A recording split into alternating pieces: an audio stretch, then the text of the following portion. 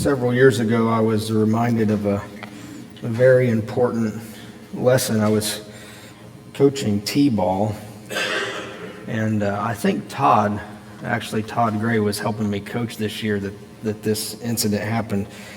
We had a pair of brothers on the team, and one of them was extremely talented, and the other one just liked to play baseball, which is fine. But they both got the same talk from their mother before the game started, and she didn't know that I was listening. It was just out of really earshot, but I picked up on it pretty quickly. She gathered both of her boys together, and she said, "Just remember when you go out on that field that you're a testimony." And I thought, whew, I needed to hear that too, because sometimes competition has a way of putting us in places and having attitudes that are really unbecoming of people that are following Jesus. So that's been a reminder that I've carried with me, from coaching T-ball all the way through everything that we do. Sometimes we, as a family, sit around and ask, why do we show sheep like we do? Why do we try to go out and on Saturdays and do well? But before every show, we always have the conversation. Our job today is not to win. Our job today is to be a light in a place that people need light. And today, as we get into Genesis chapter 4, we're going to really look at, two lives. One's pretty short, and the other's longer, and their lives paint a particular picture that's important for us. It has some meaning for us today. So today, when we get to Genesis 4, you can go ahead and flip there. I'm going to tell you, we're going to pick up the pace. We've been really taking things slowly in terms of how time is unfolding in our story. But one of the things I hope, if you've read ahead or you go home and read, I hope that you realize that when we get to Genesis chapter 4 and chapter 5, there's a lot of ground that's covered in a short amount of text. So here's an interesting piece of tidbit. This might be, if you ever end up on Jeopardy and they have a Bible question, this might be one of those questions. The book of Genesis covers roughly 2,500 years of history. So the entire book covers roughly 25 years of history. Chapters 4 and 5 alone cover 1,500 of those years. So now you see what I'm talking about. The pace really picks up. We cover a lot of ground in just a short amount of space. So I think it's important to understand that, because one of the things that I struggled with this week as I was preparing, and I read this text over and over, and I read lots of commentaries and listened to a lot of things, and I continued to have the struggle, like, what's this about? What's this about?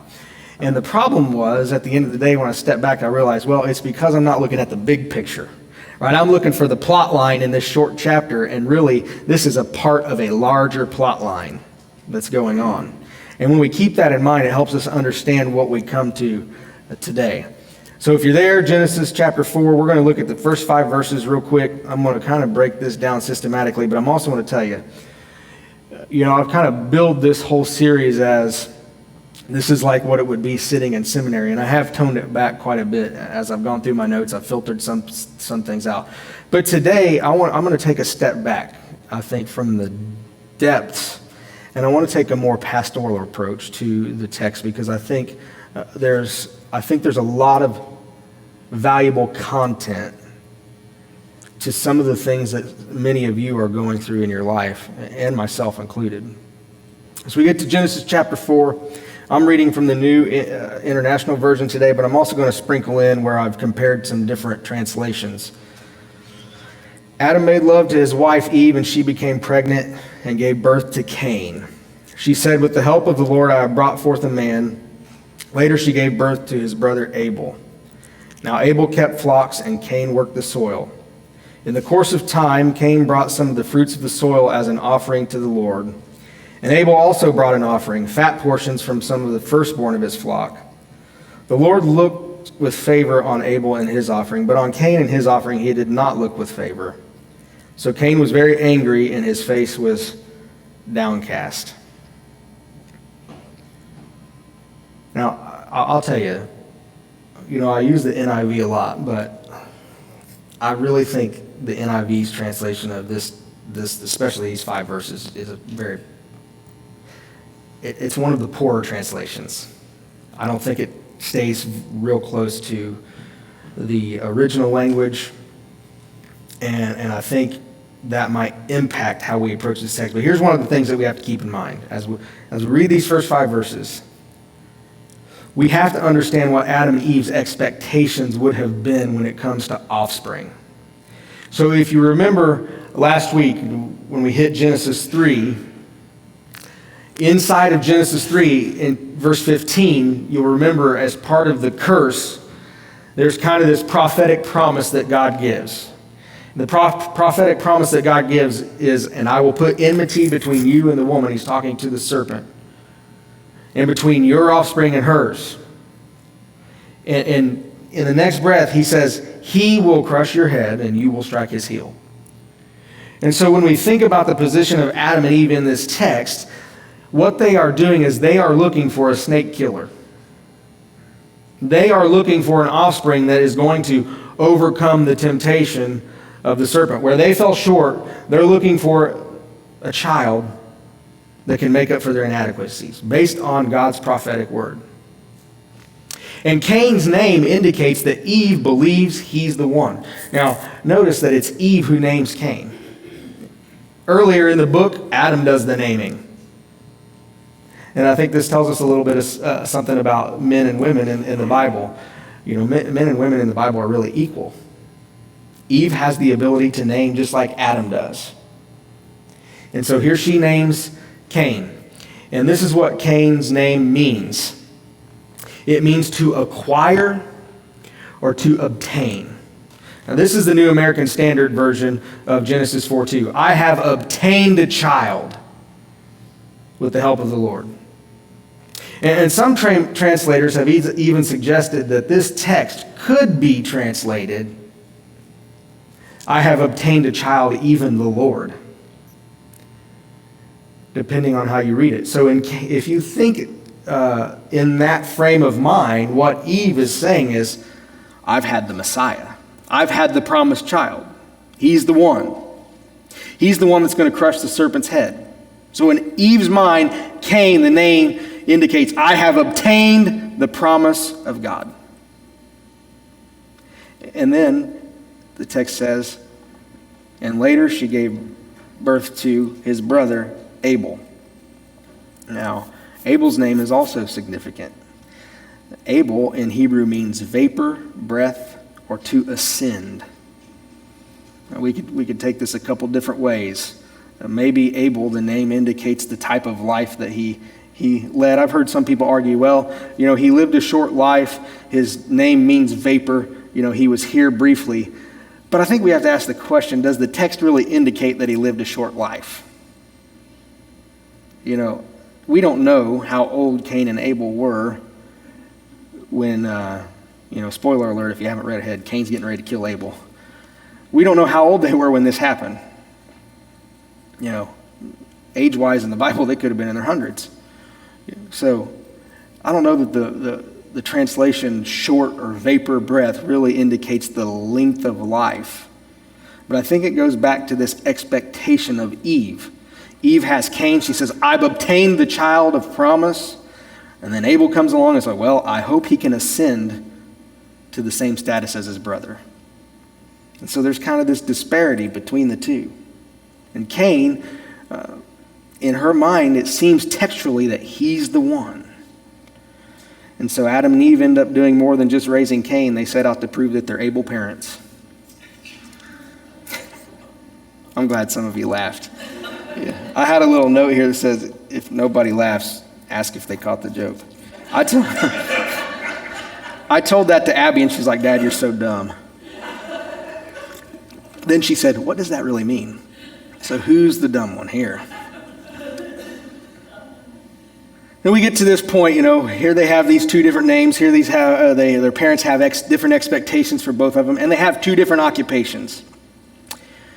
One follows in his father's footsteps. Cain is a tiller of the soil, just like Adam. Abel becomes a shepherd. And both are very important occupations. I want you to understand that. Neither one is more distinguished than the other. And both of these men, what they do is they bring forth an offering that is related to their occupation. Some commentators would say, well, the reason God accepted Abel's offering is because he was a shepherd. And Jesus is talked about as the good shepherd.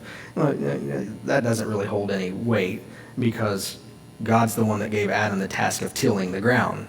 And so Cain is following in those footsteps. They're both admirable things. They are both things that continue to push humanity forward. Both are needed to sustain life.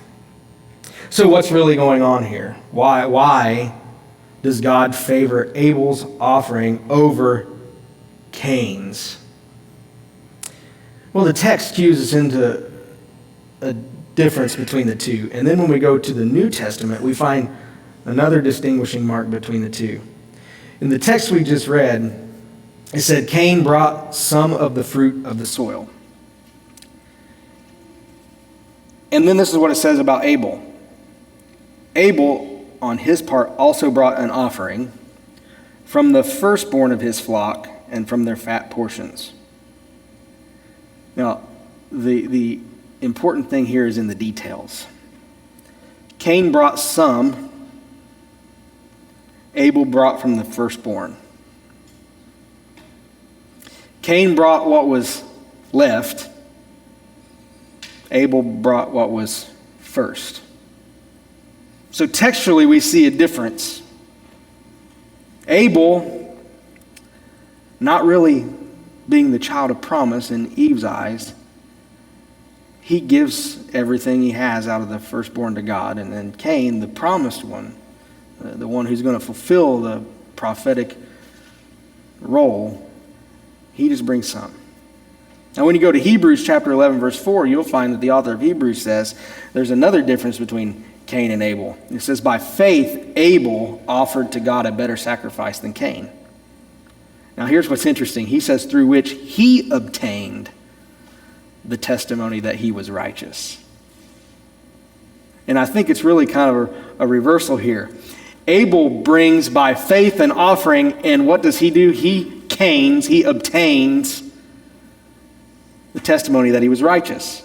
What Cain was supposed to be, Abel gets because of his faith, according to the author of Hebrews. And so there's some differences here. Their occupation, now this is important, I want you to write this down. Their occupation was part of their adoration. What they did, that which they produced from God's creation, was offered back to God as worship. Their livelihood was intertwined with their worship of God. See, sometimes what we have a tendency to do in our lives is we kind of segment our life into different silos. This is our job, and this is church day, and this is sports day, or whatever. But for these men, their livelihood, it was intertwined with their worship. What they did impacted their relationship with their Creator. So here's some modern implications. This is where the rubber meets the road for us. Our work is part of our worship. What you and I do Monday through Saturday impacts our experience here on Sunday. That's what's important to get from this text. What we do Monday through Saturday impacts our experience here on Sunday. God's desire for us, He wants our best, not what's left. Colossians chapter 3, Paul wrote, verses 23 and 24, and whatever you do it heartily as unto the Lord and not to men, knowing that from the Lord you will receive the reward of the inheritance. What does that tell us? What you do is important. How you impact this creation through the occupation that you hold is important. And here's another takeaway from this. God can reject our worship without rejecting us. All right. God can reject our worship without rejecting us. This is what we're getting ready to get to. This is what He does with Cain. It says God looked on Abel's offering with favor, but on Cain's He did not look with favor. It says nothing about Him rejecting Cain. He rejected the offering. Worship, when we gather here on Sunday morning, it is a key time for us to discern where we stand with God. I think this is what we see happening here. We see these men who have worked and produced stuff through his created work. And they bring it to God in worship. And this is where they see where they stand with him. I don't know how God showed that he approved one over the other. I don't know. Maybe it was like Elijah, the sacrifice that Elijah made with the prophets of Baal. Maybe, whichever one spontaneously combusted, that's how they knew God favored that offering. I don't know. But what we do know is that these men brought forth an offering, both of them. One was accepted, one wasn't. One was the best, and one was what was left. And this is where God indicated, look, I approve of this life, and right now I'm not happy with this one. And God will do the same thing for us. He'll allow his Spirit to show us areas in our lives that need to be addressed, areas that we need to master before they master us. Let's move on. Verse 6. Now this shows Cain's response to God's disapproval of the offering. And what we're going to find, I hope you find as we read through these couple verses, that they're actually reassuring. Then the Lord said to Cain, "Why are you angry? Why is your face downcast? If you do what is right, will you not be accepted? But if you do not do what is right, sin is crouching at the door. It desires to have you, but you must rule over it." Now here's why these verses are reassuring to me. Because God didn't reject Cain outright. God is still speaking to Cain. God is still holding a conversation with Cain. And what he's doing in this conversation is he is providing a path for Cain to take. And he's really setting before Cain the same scenario that was set before Adam and Eve in the garden. The choice is yours. The choice is yours. You could really say that God is giving Cain a pep talk at this moment. Look, Cain, everything that's going on is not good. But don't worry, you can overcome it. His sin is crouching at the door, but you have to master it. It's your choice. And this is the first time in the Bible that the word sin pops up, the Hebrew word kata. And it's really simple. It's not a religious word at all. It just simply means to fail or to miss the goal. And so when we think about this word sin is crouching at the door, Cain. Failure is right there. Missing the goal is right there. A simple definition of sin is failing to love God or failing to love people. Because as the story unfolds, that's what we see happening. First, we know that Cain is not really loving God with all of his heart because he's not bringing the first fruits. And then we're getting ready to see he really doesn't love his brother. He doesn't love people. He has a low regard for life. And so he's missing the goal. He's missing the opportunity to be the image of God.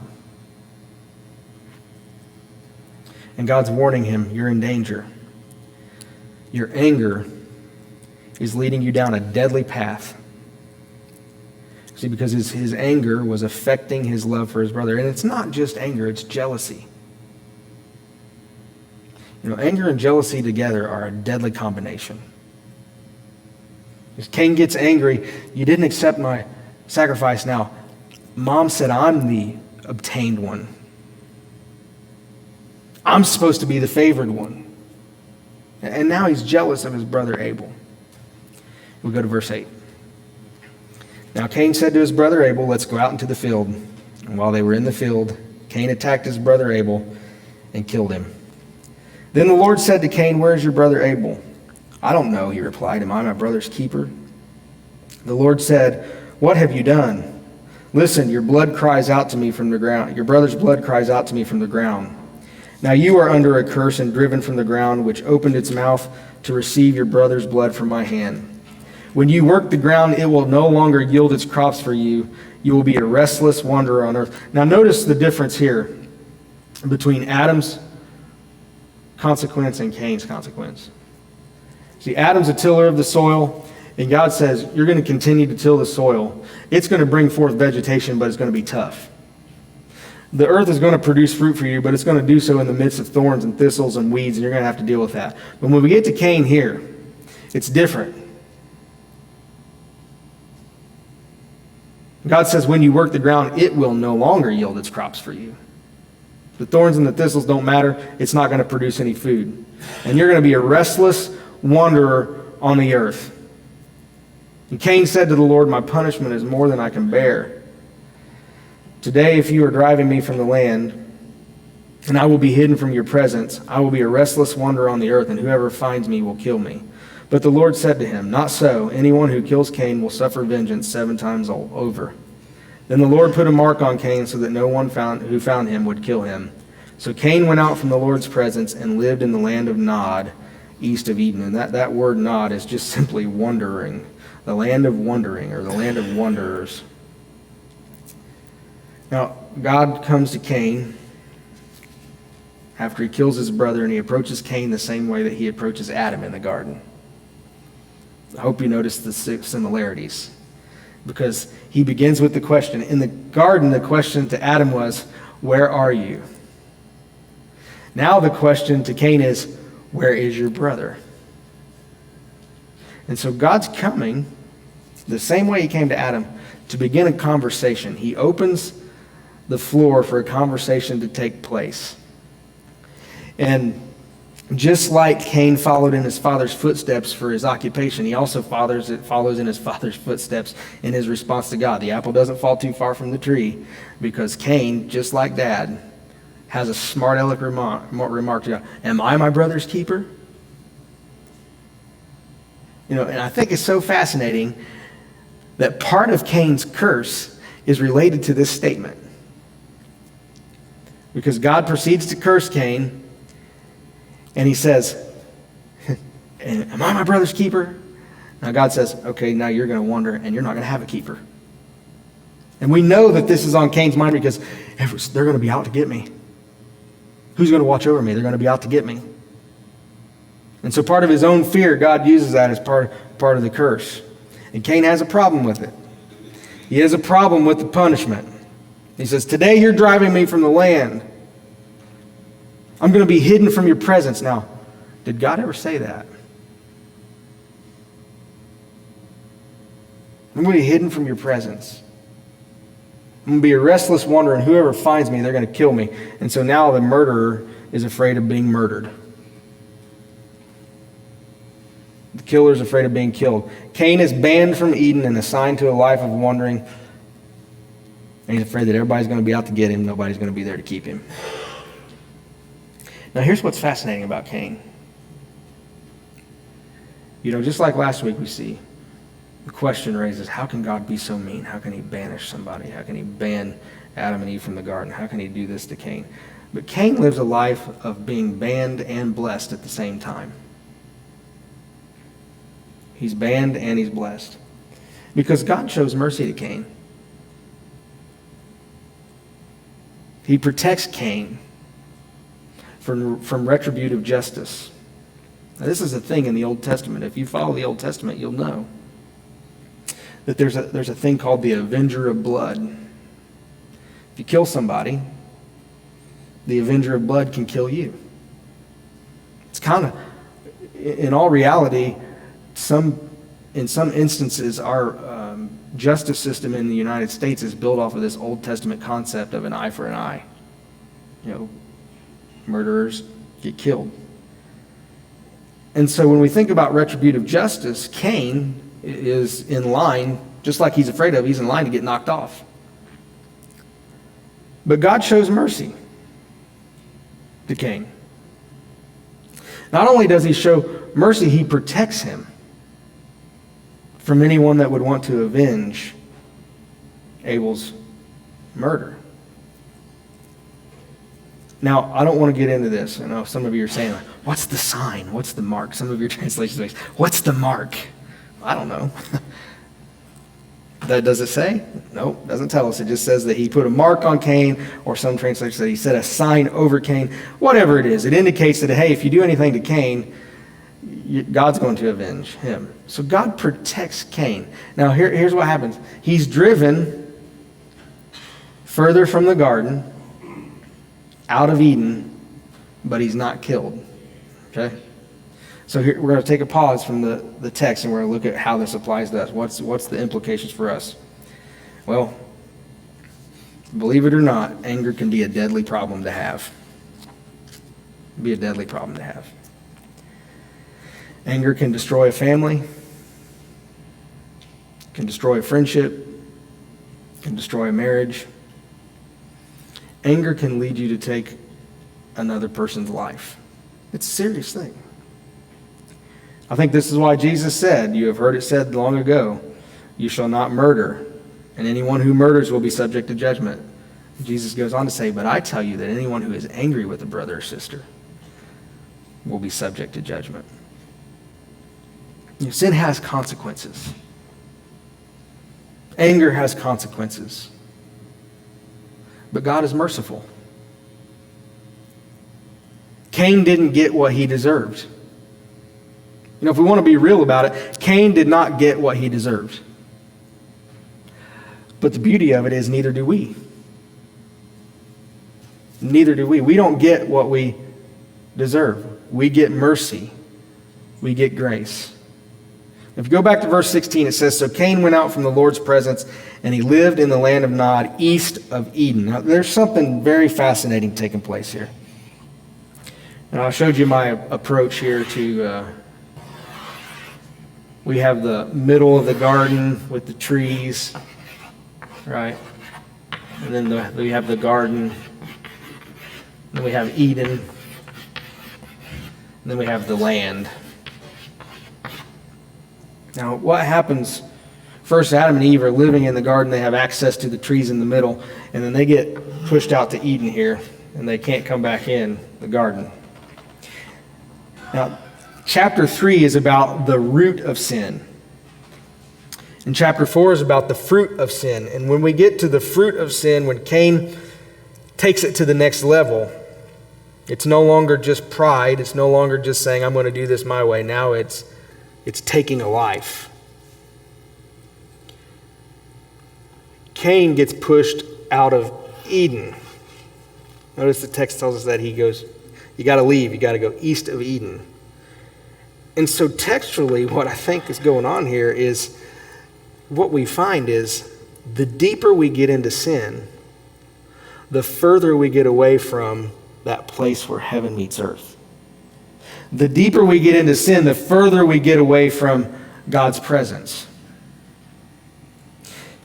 Now, we can't say that God's presence is completely gone in this text because we know God's still coming down to having this conversation with Cain. But it gets harder and harder for Cain to relate to God the further and further he gets away from the garden, from that place where heaven meets earth. And it shows us the disastrous effects of sin in life. Because what we're going to find, as we continue to work through this, is now this thing is kind of spiraling out of control. Right? You get the disobedience in the garden. You get the murder of Cain, killing his brother. And then you get to, in just a moment, we're going to see this fellow Lamech. And then you get to Genesis chapter 6. And now it becomes the Lord God saw that every inclination of the thought of the human heart was always evil all the time. And so it's this perpetual spiraling out of control. The further we get from God, the worse things get. So we get to verses 17 through 24. And this is really Cain's lineage. This is Cain's family tree. It's laid out here. And we're going to see there's some individuals that play some important roles in human advancement. And there's one person that's highlighted that shows the fruit of sin continues to increase. All right? I'm not going to read it all to you. You can read those verses, but I want to point some things out. Here's the bad. Lamech is bad. The picture that's painted of Lamech is worse than Cain. Lamech has no regard for human life. At this point, we get to a place in the text where humans have a substantially lowered view of humanity themselves compared to the first 3 chapters. Remember, the first 3 chapters, the view of humanity was really high. God prizes humanity. It's extremely important. People are important. And now we get to the point where we get, Cain killed somebody else. Life's not super important. And now we get to Lamech. And Lamech has 2 issues, really. Lamech, for the first time in Scripture, he takes 2 wives. Not 1, 2. And the text indicates that he forcefully takes the wives in the original language. Why? He doesn't have any value for women. I'm just going to take them. They're mine. It goes against God's mandate. A man shall leave his father and mother and cleave to his wife. 1. Now Lamech is that. 2. I want 2. Maybe more. And then we see him boasting about his exploits. He says, I have killed a man for wounding me. The Hebrew says, I have killed a man for wounding me, a boy for injuring me. If Cain is avenged 7 times, then Lamech 77 times. And it's a picture of this spiral. But in the middle of this spiral, there's something good that's going on here. Because Lamech has kids. He has 3 children, 2 different wives. And even though Lamech is pointed in a negative light, his children are shown to have helped with society. One of his children, they specialize in raising and breeding livestock. Another, they specialize in music, playing instruments. And it's important to culture. Music is important to culture. And then the third child is responsible for developing metallurgy. And all 3 of these things add value to community, add value to culture, and those are good things. And when I look at this story of Cain and his kids and his grandkids and his great-grandkids, what I see, and this is where it really hits for us, that God's plan for creation to flourish and for people to be co-creators can move forward despite the evil that is present in the world. That's what this tells me.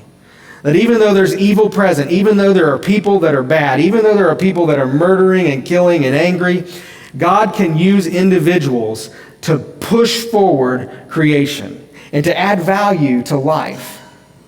But we're still left with an unresolved problem. That's where we get to in this lineage. You get Cain, and then you get all these kids that follow, grandkids that follow, and we're still left with the problem. It's the problem that we started the chapter with. Who is the offspring that's going to crush the serpent's head? Because now we know it's not Cain. We know it's not his kids. Who's it going to be? Then we get to verse 25. And Adam made love to his wife again, and she gave birth to a son and named him Seth, saying, God has granted me another child in place of Abel, since Cain killed him. Seth also had a son, and he named him Enosh. At that time, people began to call on the name of the Lord. Seth. Now, Adam made love to his wife. That's how we started the chapter. That's how we end the chapter. That's the inclusio part. This tells us that we're wrapping up this section of thought. Here we have it.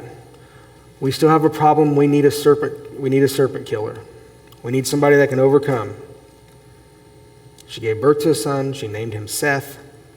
The name Seth means to set something in place. To set something in place. Now, Eve's approach to this child's a little bit different. Because before we said we could argue that I have obtained the one, even the Lord, the promised one. Now we get to the point where she said, God has granted me, and this is pretty true to the text. God has given me another child. I didn't bring this one into the world. God gave me this one. And his name is to set something in place. What is that? Well, I'm going to give you chapter 5 in a nutshell, because we're not covering it next week. Chapter 5 traces Adam's lineage through Seth. Through Seth to Noah. Now, that's important. Okay? So here's what you need to know about chapter 5, because I'm not going to pick it apart. Chapter 5 takes Adam to Seth. Seth all the way through his lineage down to Noah. Noah's the turning point in the story. But here's what chapter 5 is all about. God has set something in place. God has set something in place. It's very important. It's part of the bigger picture. It's not just important to this story. It's important to the whole story of the Bible. God has set something in place through Seth that eventually we'll come to this. We can trace that, Jesus, all the way through this lineage of Seth, the appointed. Set something in place. It's not Seth, it's somebody else that's coming. Sorry. In chapter 5, this is the next thing. We read these names and man, they lived 800 years, 900 years, 600 years. These people are living a long life. That's what we think, right? We read this. The key is, remember, patterns are important. He lived so and so years, and then he died. That's important. Why is that important? Because what God say? Man's not going to live forever. And then he died. And then he died. And when we take outside text, I said there's these other creation myths out there. And these other creation myths, I was talking to Gary earlier this week at the ball field. In their stories, people lived thousands, tens of thousands of years. And so when they read this story of creation, they say, wow, those people lived a really short life. God was right. They didn't live a long life, and they died. That's chapter 5. Now, come prepared next week for chapter 6. The wickedness in the world, more evil, and God's response. So here's what I want you to take away from this today. This is it. I'm landing the plane. I think when we approach this text from the standpoint of what really does it mean for us? Look, we all live a banned life and a blessed life at the same time. We're in exile still. We are not at that place where it's the final spot for humanity to be. We're not there yet. We're outside of that. We're banned from that to an extent. We can get bits and pieces. We can get a taste of what it's like, but we don't get the full experience now. But at the same time, we're extremely blessed. And God shows us mercy and grace and love and compassion. And the response that he's looking for is just the best of your life. Not the leftovers from life. He wants the best of your life. He wants whatever you do to be an offering, a sacrifice to him. That's what Paul talks about in Romans, a living sacrifice. And so the question I want to leave you with is, what have you laid on the altar for him? Let's pray. Father, I pray that your Spirit would continue to speak to us through your word. That like these two men who brought an offering before you as worship, it indicated to them, you showed them, where they were at with you. And God, we pray the same thing this morning, that you would show us where we stand. And it's so beautiful that you come to Cain and you say, here's the problem, and here's how you can get around it. And you do the same for us. God, show us the flaws in our life. But help us not to have the response of Cain. Help us to be humble and acknowledge that you're being merciful. God, I pray that all of us would think about each day of life as a sacrifice. It's a life of offering to you. And I pray that we would bring our best, not what's left. And I ask this in Jesus' name. Amen.